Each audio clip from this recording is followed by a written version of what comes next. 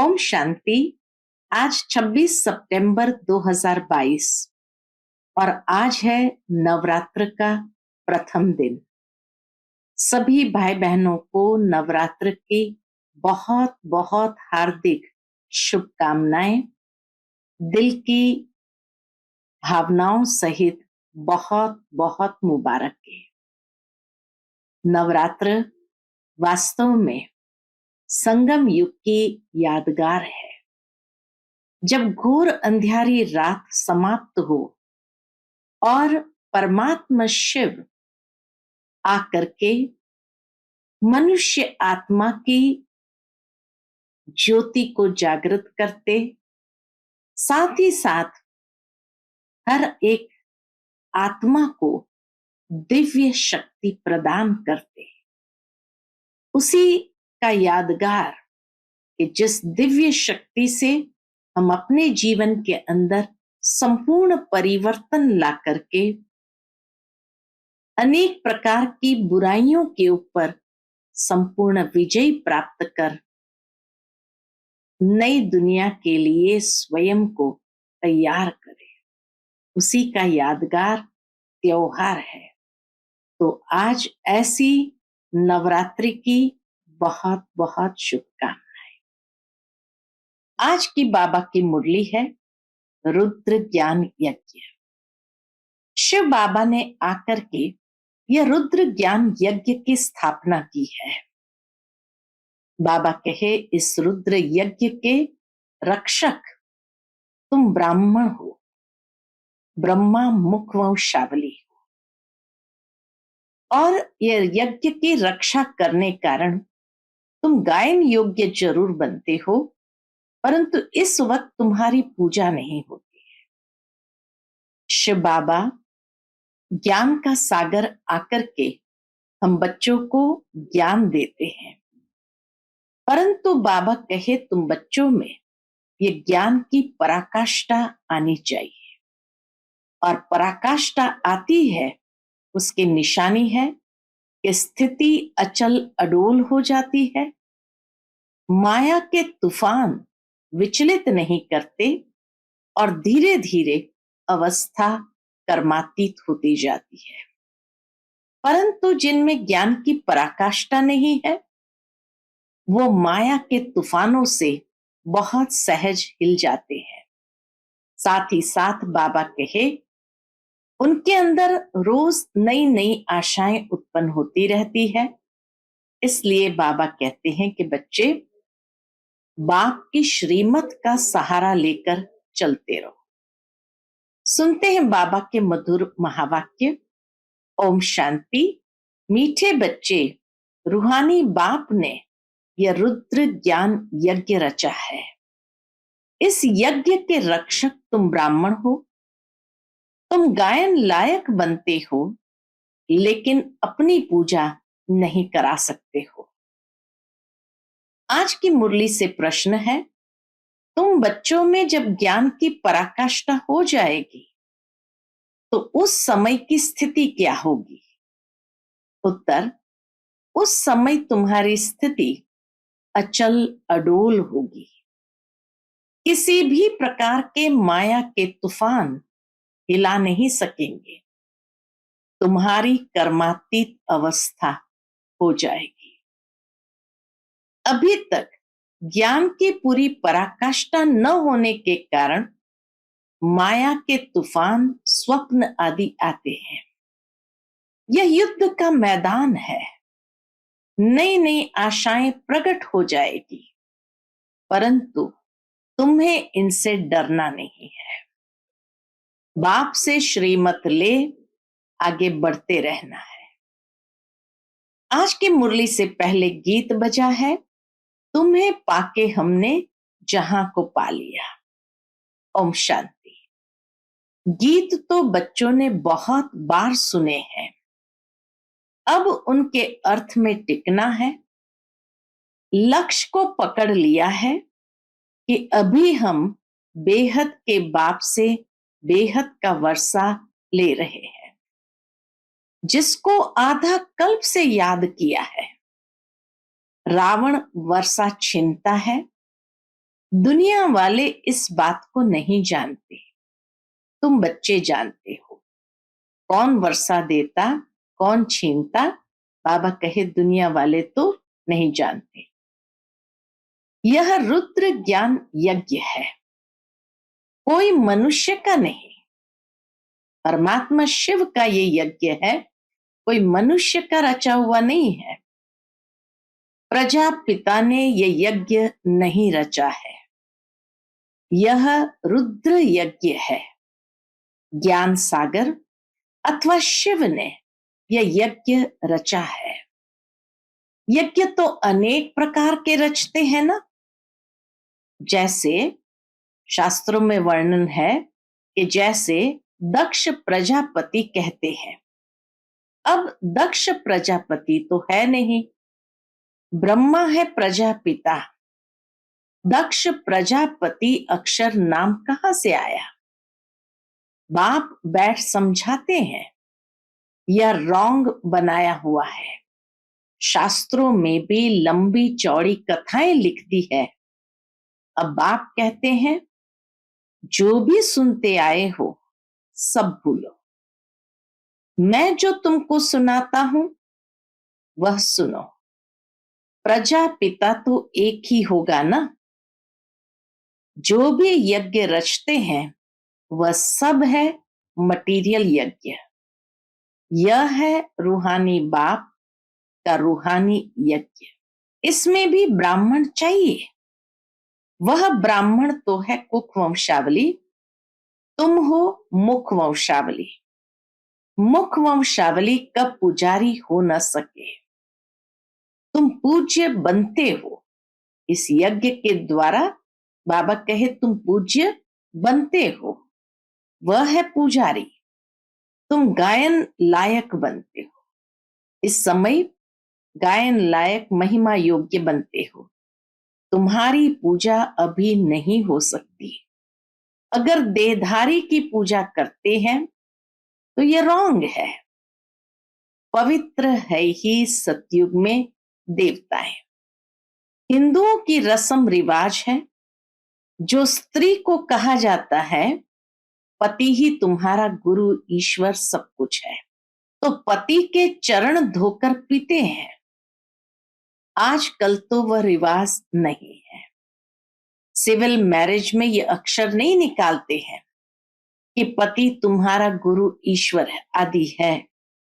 Civil marriage में बाबा कहे ये अक्षर नहीं निकालते हैं कि पति तुम्हारा गुरु ईश्वर आदि है। ये सब है ठगी। इसलिए चित्र भी ऐसा बनाया है कि लक्ष्मी नारायण के पांव दबा रही है। समझते हैं वह भी यह सब करती थी, हिंदू नारी को यह करना चाहिए। हाफ पार्टनर से यह धंधा कराया जाता है क्या? किस्म किस्म के होते हैं। तो जो रस्म देखते हैं वह चित्र बना देते हैं। अब वहां ऐसे थोड़ी हो सकता जो लक्ष्मी बैठ पांव दबाए। बाप कहते हैं मैं द्रौपदी के आकर पांव दबाता हूं। लक्ष्मी ने पांव नहीं दबाए, लेकिन स्वयं भगवान आकर द्रौपदी के पांव दबाते हैं। उन्होंने फिर श्री कृष्ण का रूप दे दिया है। यह सब है व्यर्थ बातें। वहां राम को तो 4 भाई होते नहीं, वहां बच्चा भी तो एक होता है। 4 बच्चे कहां से आए? बाप कहते हैं मैं तुमको इन सब शास्त्रों का सार बताता हूं। यह बातें तुम बच्चों को समझाई जाती है, तुम समझा सकते हो। बाप कहते हैं तुम जो यह कसम उठवाते हैं, कोर्ट में कसम उठवाते हो, वह झूठा उठवाते हो। अब कहते हैं गीता श्री कृष्ण ने गाई, हाथ में गीता उठाते हैं। फिर कहते हैं ईश्वर को हाजिर नाजिर जान सच बोलना। श्री कृष्ण भगवान को हाजिर नाजिर जान यह नहीं कहते, ईश्वर के लिए ही कहते हैं। तो श्री कृष्ण गीता का भगवान है, ये अभी बुद्धि से निकाल दो। बाबा कहे ये अभी बुद्धि से निकाल दो। झूठा कसम होने के कारण उनमें ताकत नहीं रही है। एक्यूरेट है एक धर्मराज, सुप्रीम जज वही सच्चा है। सतयुग में तो जज आदि होते नहीं, क्योंकि वहां कोई ऐसी बात नहीं होती। सब हिसाब किताब चुकतू कर वहां चले जाएंगे। फिर नए सिर सतो प्रधान सतो रजो तमो में आएंगे।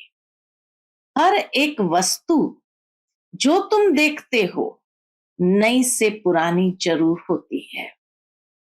दुनिया भी नई से पुरानी होती है।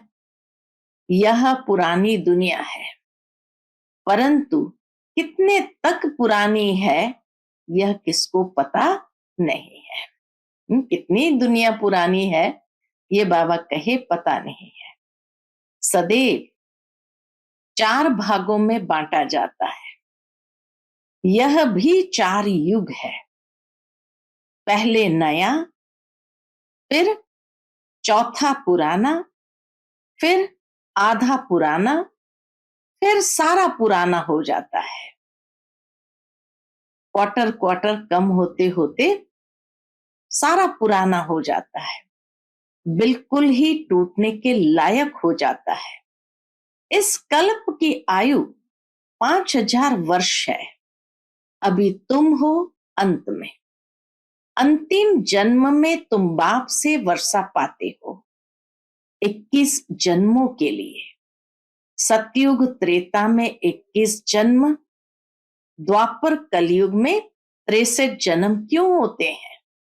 क्योंकि पतित बनने से आयु कम हो जाती है। आधा कल्प आयु बड़ी होती है। अभी तुम योग सीखते हो। तुम बच्चे यहाँ योग व याद सीखने के लिए नहीं आए हो। यहाँ तुम आते हो सन्मुख मुरली सुनने। मुरली तो बहुत प्यारी लगती है। योग तो तुम कहां भी बैठकर कर सकते हो। स्टूडेंट के इम्तिहान का जब टाइम होता है तो कहां भी होंगे, बुद्धि में इम्तिहान की ही बातें घूमती रहेगी। यहां तुम्हारी पढ़ाई और योग इकट्ठे हैं। पढ़ाने वाले को भी याद करना पड़े। बाप कहते हैं मां में कम याद करो। भूल से श्री कृष्ण का नाम डाल दिया है। सन्यासी आदि तो श्री कृष्ण को याद करते नहीं है। बाकी किसने कहा मन मनाभो? अक्षर किसने कहा मन मनाभो? तत्व व ब्रह्म तो नहीं कह सकता। बाप इस मुख का आधार लेकर कहते हैं बच्चे मां में कम याद करो। ये सब पॉइंट्स बुद्धि में धारण करनी होती है, फिर समझाना होता है। कांग्रेसी लोग कितना आवाज से बोलते थे। उन्हों का लीडर था बापूजी। वह था जिस्मानी बापूजी। यह है फिर रूहानी बाप। सभी का बाप तो गांधी जी हो न सके। शिव बाबा तो सबका बाप है ना। ब्रह्मा भी बाप है जरूर। ब्रह्मा भी बाप है जरूर, परंतु इस समय सिर्फ तुम जानते हो। सारी दुनिया तो नहीं मानेगी क्योंकि समझते नहीं। यहां हम बापू निराकार शिव बाबा को कहते हैं। वह सभी का बाप है। बच्चों को कितनी पॉइंट्स समझाते हैं, कभी आत्मा पर, कभी परमात्मा पर, कभी शास्त्रों पर। ढेर के ढेर भारत में शास्त्र है और धर्म वालों का तो एक ही शास्त्र होता है। यहां तो अनेक शास्त्र है। फॉलोअर्स भी जो कुछ सुनते सत सत करते रहते हैं। एम ऑब्जेक्ट कुछ भी नहीं। जैसे राधा स्वामी पंथ है। अब नाम तो रखा है राधा स्वामी। राधे का स्वामी तो भी कृष्ण है। बाबा कहे राधे का स्वामी तो भी कृष्ण है। वास्तव में जिस रूप से भारतवासी श्री कृष्ण को समझते हैं वैसे है नहीं। राधे का स्वामी तो श्री कृष्ण है। वास्तव में जिस रूप से भारतवासी श्री कृष्ण को समझते हैं वैसे है नहीं। राधे तो कुमारी है, श्री कृष्ण कुमार है। फिर कृष्ण को स्वामी कैसे कहेंगे? जब स्वयंवर बाद लक्ष्मी नारायण बने तब स्वामी कहा जाए। छोटेपन में तो आपस में खेल पाल करते हैं, तो वह कोई पक्का स्वामी थोड़ी हुआ। बहुत है जो सगाई को भी तोड़ देते हैं। अब लक्ष्मी नारायण तो दिखाते हैं, परंतु नारायण के बाप का नाम क्या है कभी बता न सके। अब श्री कृष्ण के माँ बाप दिखाते हैं।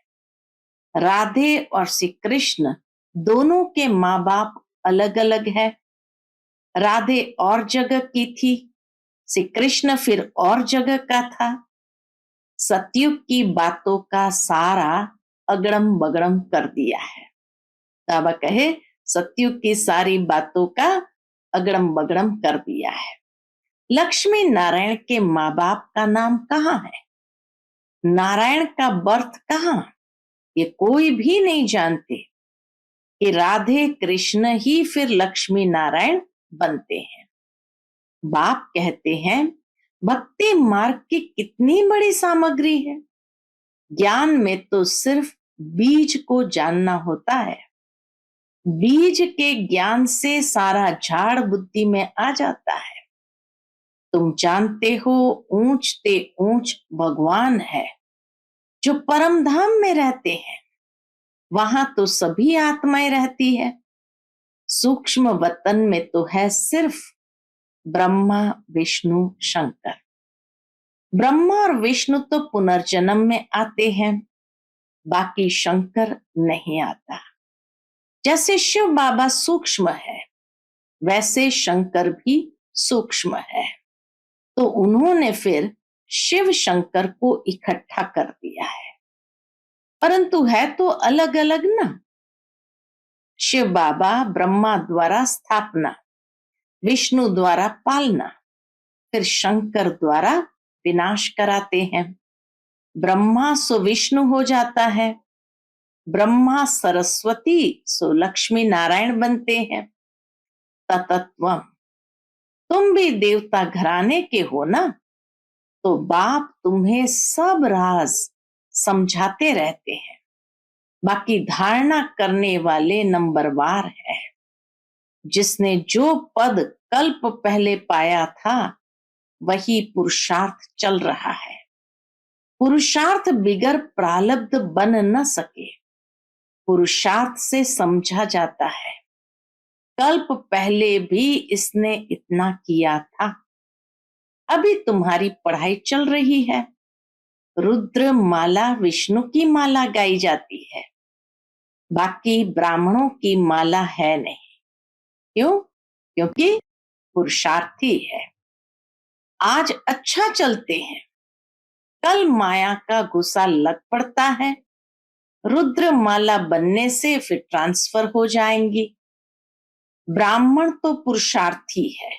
रुद्र माला बनने से फिर क्या हो जाएगा? ट्रांसफर हो जाएगी। ब्राह्मण तो पुरुषार्थी है। आज अच्छा चलते हैं तो कल गिर पड़ते हैं, तो माला बन न सके।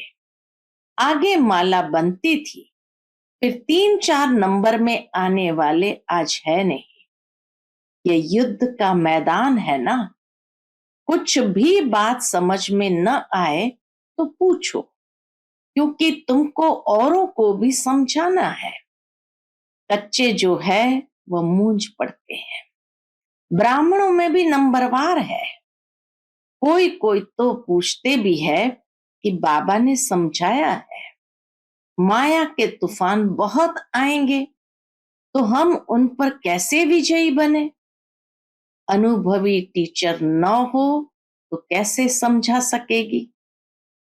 बाप समझाते हैं ये माया के तूफान स्वप्न आदि सब आएंगे, जब तक ज्ञान की पूरी पराकाष्ठा आ जाए, कर्मातीत अवस्था हो, इस समय तो बहुत आएंगे, बूढ़ों को और ही जवान बना देंगे, नई नई आशाएं प्रकट करेंगे। तुम कहेंगे आगे तो कभी ऐसे ख्याल भी नहीं आते थे। अरे युद्ध के मैदान में तो तुम अभी आए हो। वैद्य लोग कहते हैं कि इस दवाई से बीमारी सारी बाहर निकलेगी। तो बाबा अनुभवी है, सब कुछ बतलाते रहते हैं, इससे जरा भी डरना नहीं। कहते हैं ज्ञान में आने से तो पता नहीं क्या हो गया है, इससे तो भक्ति अच्छी। बाबा तो कहते हैं बल जाओ भक्ति में, वहां तुमको ये तूफान नहीं आएंगे। बाबा तो सब बातें समझाते हैं, रोज सुनने वालों की बुद्धि में पूरी धारणा होगी। मुख्य है ही नॉलेज से काम, फिर भल कहां भी जाओ, मुरली तुमको मिलती रहेगी। मुरली पढ़ने की मिलिट्री में भी मना नहीं हो सकती। मिलिट्री को ऐसे थोड़ी कहेंगे कि बाइबल व ग्रंथ आदि नहीं पढ़ो। बाबा कहे मिलिट्री वालों को ऐसे थोड़ी कहेंगे कि बाइबल व ग्रंथ आदि नहीं पढ़ो, सब पढ़ते हैं, उन्हों के मंदिर भी होते हैं, तो मुरली कहाँ भी मिल सकती है। फिर भी तो लक्ष्य मिला हुआ है ना। मुख्य बात है ही बाप का परिचय देना। पहले तो निश्चय बैठे कि हमको पढ़ाने वाला नॉलेजफुल गॉड फादर है, तब और बातों को समझ सकेंगे। गॉड फादर कैसे आकर पढ़ाते हैं ये किसको पता नहीं है। लिखा हुआ भी है, भगवान वाच, उनका नाम शिव है, परम आत्मा है ना। परम अर्थात सुप्रीम।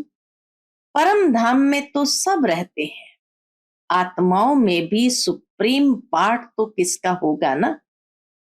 उनको क्रिएटर, डायरेक्टर, मुख्य एक्टर कहा जाता है। वह है रचयिता, करण करावनहार, फिर पाठधारी भी है।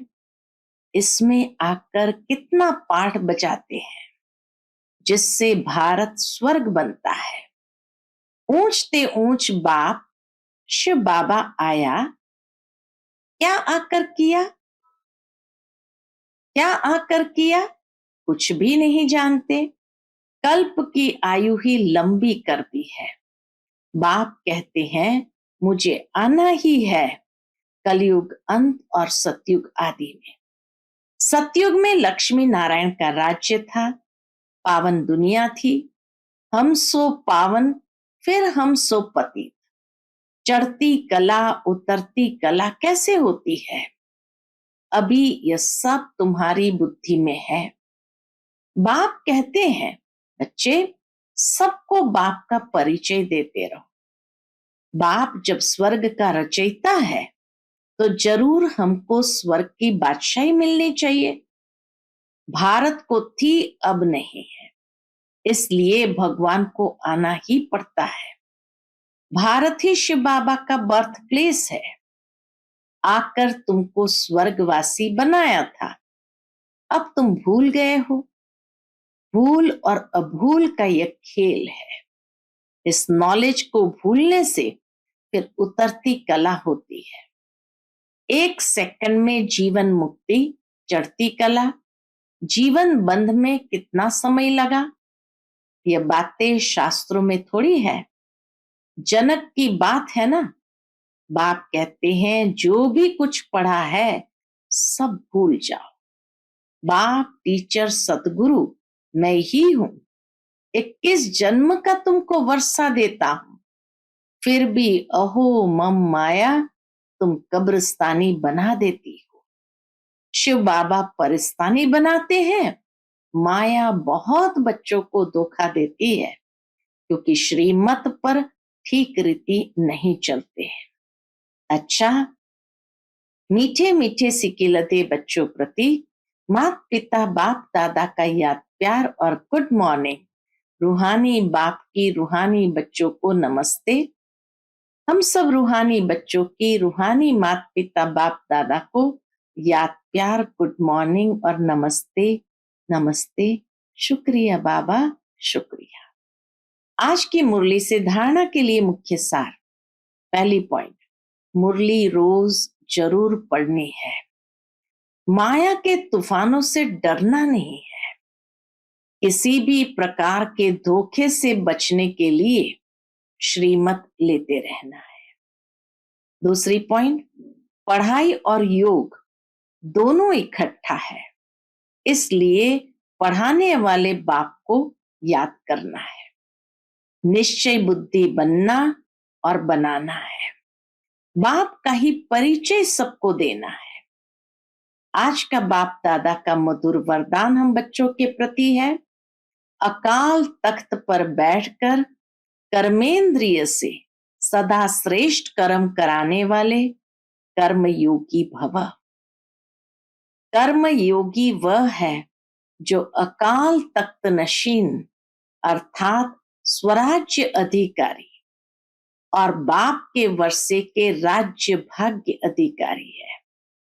जो सदा अकाल तख्त पर बैठकर कर्म करते हैं उनके कर्म श्रेष्ठ होते हैं, क्योंकि सभी कर्मेंद्रियां लॉ और ऑर्डर पर रहती है। अगर कोई तख्त पर ठीक न हो, अगर कोई तख्त पर ठीक न हो तो लॉ और ऑर्डर चल नहीं सकता। तो तख्त नशीन आत्मा सदा यथार्थ कर्म और यथार्थ कर्म का प्रत्यक्ष फल खाने वाली होती है। उसे खुशी भी मिलती है तो शक्ति भी मिलती है। आज का स्लोगन है, ब्रह्मा बाप के प्यारे वह है जिनका ब्राह्मण कल्चर से प्यार है। ब्रह्मा बाप के प्यारे वह है जिनका ब्राह्मण कल्चर से प्यार है। अच्छा, ओम शांति।